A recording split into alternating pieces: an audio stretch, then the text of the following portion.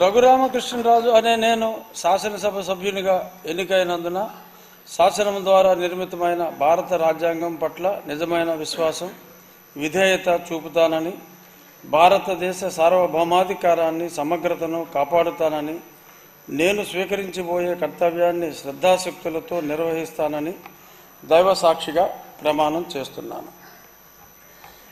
ఆంధ్రప్రదేశ్ శాసనసభ సభ్యుడనైన కనుమూరు రఘురామకృష్ణరాజు అనే నేను సభ నియమాలకు కట్టుబడి ఉంటానని, వాటిని అనుసరిస్తానని, సభా మర్యాదలను పాటిస్తానని, సాంప్రదాయాలను గౌరవిస్తానని దైవ సాక్షిగా ప్రమాణం చేస్తున్నాను.